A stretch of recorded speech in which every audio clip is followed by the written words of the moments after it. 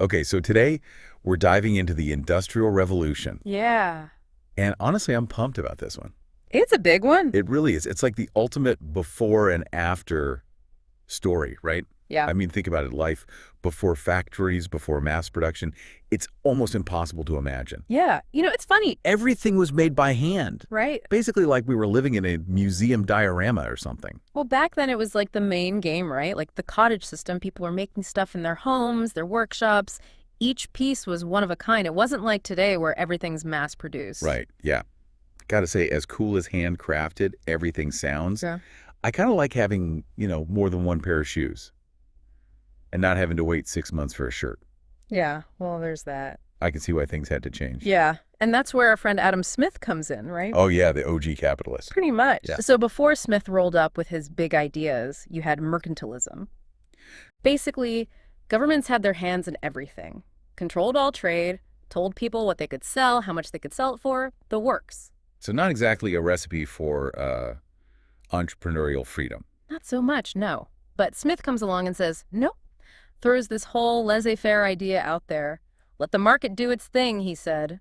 Less government interference, more individual freedom. I can almost hear the collective gasp from the monarchs of Europe. Oh, I'm sure.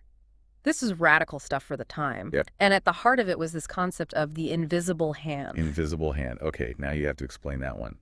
Sounds kind of spooky, like something out of a ghost story. Right. It's not a literal hand, of course. But Smith's idea was that even if everyone's just out there looking out for themselves, competing, trying to make a buck, somehow it all works out for the greater good. The market self-regulates like magic. Okay, but how does that actually work? Give me an example. Okay, imagine you're a baker, right, back in the day. Baking bread. So naturally, you want to sell more bread than the other bakers in town. You want to be the best, the most popular. Right, got to corner that bread market. Exactly. So what do? You try to bake the tastiest bread, right? Maybe you offer it at a lower price. Or you come up with a brand new kind of bread nobody's ever even seen before. Okay, now we're talking innovation. Exactly. So now all the other bakers, they got to step up their game too, or they're out of business. And so it goes this constant cycle of competition, pushing everyone to improve, to be more efficient, more creative.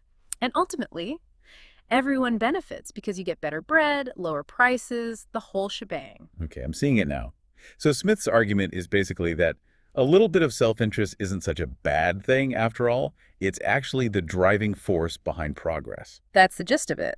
And that's how you get the Industrial Revolution. People finally have the freedom to invent, to produce, to compete. It's a complete game changer. But not everyone was on board with Smith's whole progress at any cost. Right. Cue the entrance of Thomas Malthus. Population was booming at the time, and Malthus, he was not thrilled about it. Oh boy. This is where it gets interesting. Tell me more about Malthus and his theories right after this. So Malthus, he was worried about the population boom. Too many babies. Not exactly too many babies. Well, Right. sort of. His point was more like more people means we need more resources, right? More food, more land, more everything. And he was really worried that we'd hit a point where we just couldn't keep up. That we'd run out of stuff. Basically, he called it the Malthusian trap. Population grows exponentially, but resources, not so much. So eventually, you hit the ceiling. Okay. Yeah, I could see where that would put a bit of a downer on the whole unlimited progress thing. Right. But even with those concerns, something big was brewing. And that would be, The Industrial Revolution. of course, And it all starts in Britain. Britain. Why Britain? Were they just like super geniuses over there or something? What was going on? It was kind of the perfect storm, really. First, you got the raw materials. Britain was sitting on mountains of coal and iron ore, just begging to be turned into fuel and factories. Okay, so they've got the ingredients. What else? Then you had this agricultural revolution happening at the same time. New farming techniques meant fewer people were needed to work the land. So a surplus of workers looking for jobs. Ding, ding, ding. And where do they go? To the cities, of course, where those shiny new factories are popping up. Okay, I'm starting to see the pieces fall into place here. We've got the resources, the workforce. What's the final ingredient? Innovation. Ah, yes, all those crazy contraptions you were showing me earlier. The flying shuttles, the spinning jennies. It's like something out of a sci-fi movie. They were revolutionary for their time. The flying shuttle, for example, it sped up weaving so much that they had trouble keeping up with the demand for yarn. So they invented a new machine to make more yarn. Yep. The spinning jenny. One person could spin multiple threads at once. It was mind-blowing. It's like every invention led to another one, like a chain reaction of progress. But it all really took off with the steam engine, right? That's the big kahuna. Oh, yeah. James Watt's improved steam engine was a game changer. It's what really powered those factories, and then, of course, locomotives, steamships. Transportation was never the same. The world was literally speeding up. Exactly. And you can imagine what that meant for production, for trade, for everything. It's like someone hit the fast forward button on society.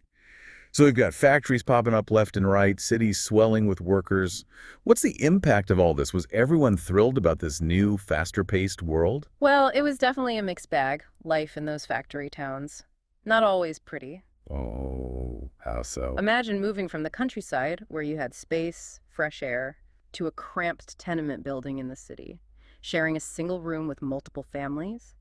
Sanitation was often terrible, disease was rampant, And the working conditions in the factories themselves? grueling, long hours, dangerous conditions, and for what? Meager wages.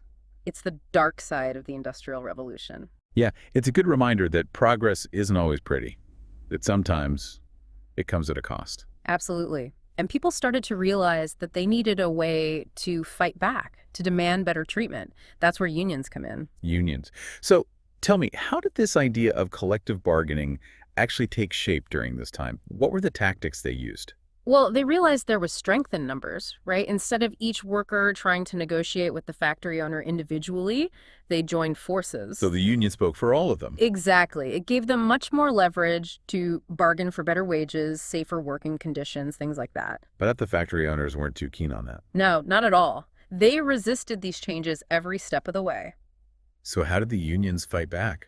They had one pretty powerful weapon: the strike. Ah, the good old-fashioned workers' strike. Walk out and shut the whole operation down. It was one of their most effective ways to pressure factory owners into meeting their demands. Of course, it wasn't always successful, and there were a lot of setbacks, but It was the beginning of a movement. The fight for workers' rights, for fairness, for a better life. It's incredible to think that so much of what we take for granted today, things like the 40-hour work week, workplace safety regulations, it all started with those early unions, those brave workers who dared to stand up and demand better.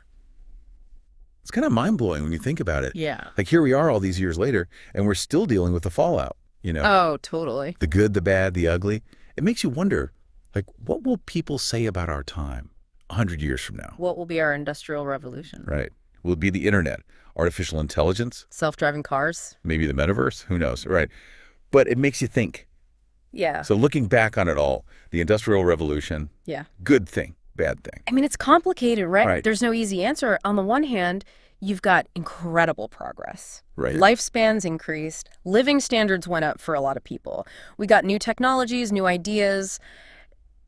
It transformed the world, no doubt. But then there's the other side of the coin. Yeah, the downside. Pollution, inequality, the exploitation of workers, things we're still grappling with today. Exactly. It's a reminder that progress isn't always a straight line, Yeah. and that there are always consequences, intended or not. So if we had to boil it down to one big takeaway, one lesson we can learn from the Industrial Revolution, Yeah. what would it be? That's a tough one. I think for me, it would be the importance of balance. Balance. Yeah, like between innovation and social responsibility. We can't just race headlong into the future without thinking about the impact of our actions, you know? So it's not enough to just invent new stuff. We have to make sure it's actually making the world a better place. Exactly. And that means being aware of the potential downsides, the unintended consequences. We have to be willing to ask tough questions, to challenge the status quo, to fight for what's right. Just like those early union workers did. Exactly. They saw an injustice and they organized, they fought back, they demanded better, and they didn't give up. That's a powerful lesson for all of us, no matter what challenges we're facing.